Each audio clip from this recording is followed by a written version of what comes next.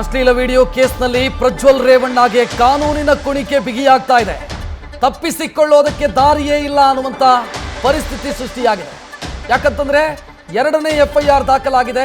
ಅದು ಯಾಕೆ ಬಹಳ ಪ್ರಮುಖ ಅಂತಂದ್ರೆ ವಿಡಿಯೋದಲ್ಲಿರುವಂತ ಮಹಿಳೆಯೇ ಮುಂದೆ ಬಂದು ಆ ವಿಡಿಯೋದಲ್ಲಿರೋದು ನಾನೇ, ಆ ವಿಡಿಯೋ ಮಾಡಿರೋದು ಪ್ರಜ್ವಲ್ ರೇವಣ್ಣ ಮತ್ತು ನನ್ನ ಮೇಲೆ ಅತ್ಯಾಚಾರ ಮಾಡ್ತಾ ಆ ವಿಡಿಯೋವನ್ನ ಮಾಡಿದ್ದಾನೆ. ಗನ್ ಪಾಯಿಂಟ್ ಅಲ್ಲಿ ಗನ್ ತೋರಿಸಿ ಬೆದರಿಸಿ ಅತ್ಯಾಚಾರ ಮಾಡಿ ವಿಡಿಯೋ ಮಾಡಿದ್ದಾನೆ ಪ್ರಜ್ವಲ್ ರೇವಣ್ಣ ಅಂತ ಮಹಿಳೆ ಉಲ್ಲೇಖಿಸಿದ್ದಾರೆ FIR ಅಲ್ಲಿ. ಮಹಿಳೆ ಮಾಡಿರುವಂತ ಆರೋಪದ ಆಧಾರದ ಮೇಲೆ IPC ಸೆಕ್ಷನ್ 376 ಸಬ್ಸೆಕ್ಷನ್ 2 ಅಡಿಯಲ್ಲಿ ಕೇಸು ದಾಖಲಾಗಿದೆ. ಅಂದ್ರೆ ಅತ್ಯಾಚಾರ ಕೇಸು ದಾಖಲಾಗಿದೆ. ಜನಪ್ರತಿನಿಧಿಯೊಬ್ಬ ಅತ್ಯಾಚಾರ ಮಾಡಿರುವಂತ ಕೇಸು ದಾಖಲಾಗಿರೋದು. ಪಬ್ಲಿಕ್ ಸರ್ವೆಂಟ್ ಅತ್ಯಾಚಾರ ಮಾಡಿರುವಂತ ಕೇಸು ದಾಖಲಾಗಿರೋದು. ಅಲ್ಲಿಗೆ ಪ್ರಜ್ವಲ್ ರೇವಣ್ಣ ಅವರು ಅರೆಸ್ಟ್ ಆಗೋದು ಖಚಿತ ಆಗ್ತಾ ಇದೆ.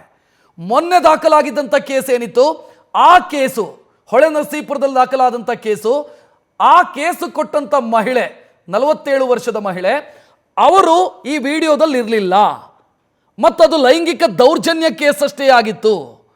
ಈಗ ದಾಖಲಾಗಿರುವಂಥ ಕೇಸ್ನ ತೀವ್ರತೆ ಎಷ್ಟಿದೆ ಅಂತಂದ್ರೆ ಆ ವಿಡಿಯೋದಲ್ಲಿರುವಂಥ ಮಹಿಳೆಯೇ ದೂರು ಕೊಟ್ಟಿರೋದು, ನಾನೇ ಆ ವಿಡಿಯೋದಲ್ಲಿದ್ದೀನಿ ಮತ್ತು ಆ ವಿಡಿಯೋವನ್ನು ಮಾಡಿರೋದು ಪ್ರಜ್ವಲ್ ರೇವಣ್ಣ. ಅಲ್ಲಿಗೆ ವಿಡಿಯೋಗೆ ಒಂದು ಅಧಿಕೃತತೆ ಸಿಕ್ಕಿದೆ. ಒಂದು ಪಾಯಿಂಟ್ ನಂಬರ್ 2 ಯಾವುದು ಅಂತಂದ್ರೆ ಪ್ರಜ್ವಲ್ ರೇವಣ್ಣ ಆ ವಿಡಿಯೋ ಮಾಡಿರೋದು ಅನ್ನೋದು ಗೊತ್ತಾದ ಬೆನ್ನಿಗೆ ಅತ್ಯಾಚಾರ ಮಾಡಿದ್ದಾರೆ ಪ್ರಜ್ವಲ್ ರೇವಣ್ಣ ಅನ್ನೋದಕ್ಕೂ ಕೂಡ ಖಚಿತ ಆಗಿದೆ. ಅಂದ್ರೆ ಈ ದೂರಿನ ಆಧಾರದ ಮೇಲೆ ಹೇಳೋದು ಅಂತಾದ್ರೆ. ಸೊ ಈಗ ನೋಡ್ತಾ ಇದ್ದೀರಿ ದೂರಿನ ಪ್ರತಿಯಲ್ಲಿ ಏನಿದೆ, ದೂರಿನಲ್ಲಿ ಏನಿದೆ. ನಾನು MLA MP ಹತ್ತಿರದ ಅಧಿಕಾರಿ ವರ್ಗದವರಿಗೆ ಫೋನ್ ಮಾಡಿಸೋದಕ್ಕೆ MLA ಮತ್ತು MPಗಳನ್ನು ಭೇಟಿ ಮಾಡ್ತಾ ಇದ್ದೆ. ಒಂದು ದಿನ 2021ರಲ್ಲಿ ನನ್ನ ಕ್ಷೇತ್ರ ವ್ಯಾಪ್ತಿಯ, ಅಂದರೆ ಇಲ್ಲಿ ನನ್ನ ಕ್ಷೇತ್ರ ಅಂತ ಯಾಕೆ ಬಂದಿದೆ ಅಂತಂದರೆ ದೂರು ಕೊಟ್ಟಿರುವಂಥ ಸಂತ್ರಸ್ತ ಮಹಿಳೆಯೂ ಕೂಡ ಸ್ಥಳೀಯ ಸಂಸ್ಥೆಯನ್ನು ಪ್ರತಿನಿಧಿಸುವಂಥ ಜನಪ್ರತಿನಿಧಿಯಾಗಿದ್ದರು. ಸೊ ಆ ಕಾರಣಕ್ಕಾಗಿ ಇಲಾಖೆಯ ಕಾಲೇಜು ವಿದ್ಯಾರ್ಥಿನಿಯರ ಮುಂದಿನ ಭವಿಷ್ಯಕ್ಕಾಗಿ ಸೀಟು ಕೊಡಿಸೋದಕ್ಕೆ, ಹಾಸ್ಟೆಲ್ ಸೀಟ್ ಕೊಡಿಸೋದಕ್ಕೆ MP ಆದಂಥ ಪ್ರಜ್ವಲ್ ರೇವಣ್ಣ ಅವರನ್ನು ವಿನಂತಿಸಿದ್ದೆ. ಸೊ ಆ ನಂತರ ನನ್ನನ್ನು ಮಾಡಿಕೊಳ್ಳೋದಕ್ಕೆ ಅವರನ್ನು ಭೇಟಿ ಮಾಡಿದೆ. ಅವರಿಗೆ ತುರ್ತು ಕೆಲಸ ಇದ್ದಂಥ ಕಾರಣಕ್ಕಾಗಿ ನಾಳೆ ಬನ್ನಿ ಅಂತ ಹೇಳಿದರು. ಮರುದಿನ ನಾನು ಅವರನ್ನು ಭೇಟಿಯಾದಂಥ ಸ್ಥಳವನ್ನು ಕೂಡ ಅವರು ಉಲ್ಲೇಖಿಸಿದ್ದಾರೆ. ಹಾಸನದ MP ಕಚೇರಿ, ನಂತರ MP ಕ್ವಾರ್ಟರ್ಸು. ಅಂದರೆ ಒಬ್ಬ ಲೋಕಸಭಾ ಸದಸ್ಯನಿಗೆ ಇರುವಂಥ ಕ್ವಾರ್ಟರ್ಸು. ಅಲ್ಲಿಗೆ ಹೋದಾಗ ಅಂದರೆ ಪ್ರಜ್ವಲ್ ರೇವಣ್ಣ ಅವರ ಕ್ವಾರ್ಟರ್ಸು, MP ಕ್ವಾರ್ಟರ್ಸು ಸರ್ಕಾರಿ ಕ್ವಾರ್ಟರ್ಸು. ಅಲ್ಲಿ MP ಕ್ವಾರ್ಟರ್ಸ್ನ ಕೆಳಗಿನ ಹಾಲ್ನಲ್ಲಿ ತುಂಬ ಜನ ಇದ್ದರು.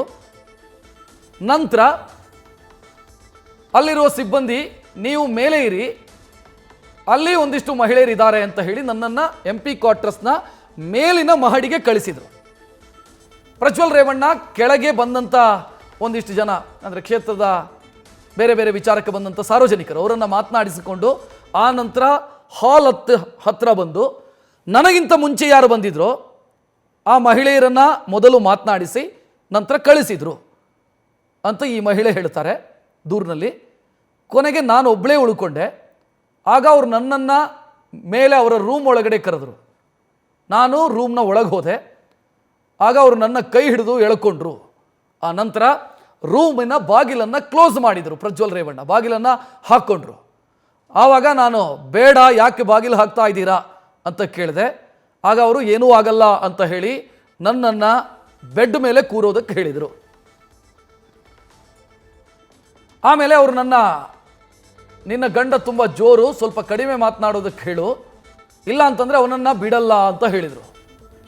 ಅವನಿಂದಾಗಿ ನನ್ನ ಅಮ್ಮನ MLA ಟಿಕೆಟಿಗೆ ಸಮಸ್ಯೆ ಆಗಿದೆ. ಸೊ ಅಲ್ಲಿಗೆ ಒಂದು ಗೊತ್ತಾಗುತ್ತೆ, ಅವರ ಗಂಡ ಅಂದರೆ ಸಂತ್ರಸ್ತ ಮಹಿಳೆಯ ಗಂಡ ಕೂಡ ಪ್ರಜ್ವಲ್ ರೇವಣ್ಣ ಅವ್ರ ಜೊತೆಗಿದ್ದವರು ಅಂತ.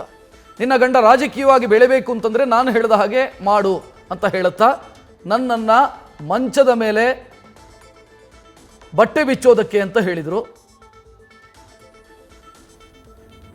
ನಾನು ಬಿಚ್ಚಲ್ಲ ಅಂತ ಹೇಳಿದೆ. ಅವರು ಬಿಚ್ಚು ಅಂತ ಒತ್ತಾಯ ಮಾಡಿದರು. ನಾನು ಕೂಗ್ತೀನಿ ಅಂತ ಹೇಳಿದೆ.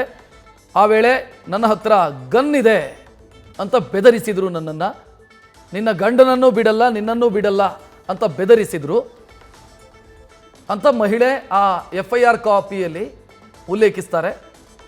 ನಿನ್ನನ್ನು ಬಿಡೋದಿಲ್ಲ, ಮುಗಿಸಿ ಬಿಡ್ತೀನಿ ಅಂತ ಬೆದರಿಕೆ ಹಾಕಿ ನನ್ನನ್ನು ಬಲಾತ್ಕಾರ ಮಾಡೋದಕ್ಕೆ ಪ್ರಯತ್ನ ಪಟ್ಟರು. ಆಗ ನಾನೊಮ್ಮೆ ಬಿಡಿಸಿಕೊಂಡ್ರೂ ಕೂಡ ಬಿಡದೆ ಬಿಗಿಯಾಗಿ ಹಿಡಿದು ನನ್ನ ಕೈಯನ್ನು ಹಿಡ್ಕೊಂಡ್ರು, ಕೂಗಬೇಡ ಅಂತ ಬೆದರಿಕೆ ಹಾಕಿದರು. ಆಗ ನಾನು ಭಯಪಟ್ಟೆ.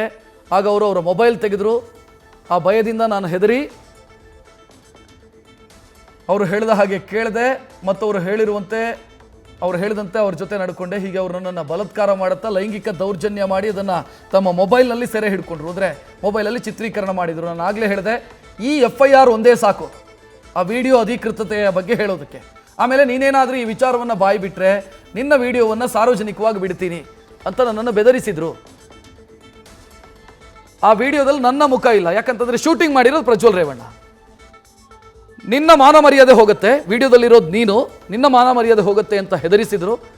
ಈ ವಿಡಿಯೋವನ್ನು ಇದೇ ರೀತಿ ಇಟ್ಕೊಂಡಿರ್ತೀನಿ ನಾನು. ಅಂದರೆ ಬ್ಲ್ಯಾಕ್ ಮೇಲ್ ಉದ್ದೇಶವನ್ನು ಕೂಡ ಈ ಆರೋಪದಲ್ಲಿ ಕಾಣಿಸುತ್ತೆ. ನಾನು ಕರೆದಾಗಲೆಲ್ಲ ನೀನು ನನ್ನ ಜೊತೆ ಮಲಗೋದಕ್ಕೆ ಬರಬೇಕು, ಇಲ್ಲ ಅಂತಾದರೆ ವಿಡಿಯೋವನ್ನು ಬಹಿರಂಗಪಡಿಸ್ತೀನಿ ಅಂತ ಬ್ಲ್ಯಾಕ್ ಮೇಲ್ ಮಾಡಿದರು ಪ್ರಜ್ವಲ್ ರೇವಣ್ಣ ಅಂತ ಮಹಿಳೆ ಕಂಪ್ಲೇಂಟ್ ಕಾಪಿಯಲ್ಲಿ ಉಲ್ಲೇಖಿಸ್ತಾರೆ. ಜೊತೆಗೆ ನಿನ್ನ ಗಂಡ ನನ್ನ ಜೊತೆಯಲ್ಲಿರ್ತಾನೆ, ಅವನನ್ನು ಕೂಡ ಮುಗಿಸ್ತೀನಿ ಅಂತ ಬೆದರಿಸಿ ಭಯಪಡಿಸುತ್ತಾ ಪದೇ ಪದೇ ನನಗೆ ಫೋನ್ ಮಾಡಿ, ವಿಡಿಯೋ ಕಾಲ್ ಮಾಡಿ ನಿನ್ನ ದೇಹವನ್ನು ನಗ್ನವಾಗಿ ತೋರಿಸು ಅಂತ ಪದೇ ಪದೇ ಪೀಡಿಸಿ ಮಾನಸಿಕವಾಗಿ ಹಿಂಸೆ ಕೊಟ್ಟು ದೈಹಿಕವಾಗಿ ಶೋಷಣೆ ಮಾಡಿದ್ದಾರೆ ಅಂತೆಲ್ಲ ಮಹಿಳೆ ದೂರಿನಲ್ಲಿ ಉಲ್ಲೇಖಿಸ್ತಾರೆ. ನನ್ನನ್ನು ಅನೇಕ ಬಾರಿ ಬಲಾತ್ಕಾರ ಮಾಡಿದ್ದಾರೆ, ಅಂದರೆ ಹಲವು ಬಾರಿ ಅತ್ಯಾಚಾರ ಆಗಿದೆ ನನ್ನ ಮೇಲೆ, ಲೈಂಗಿಕ ದೌರ್ಜನ್ಯ ಆಗಿದೆ ಅಂತ ಮಹಿಳೆ ಉಲ್ಲೇಖಿಸ್ತಾರೆ. ಹಾಸನದ MP ಆದ ಪ್ರಜ್ವಲ್ ರೇವಣ್ಣ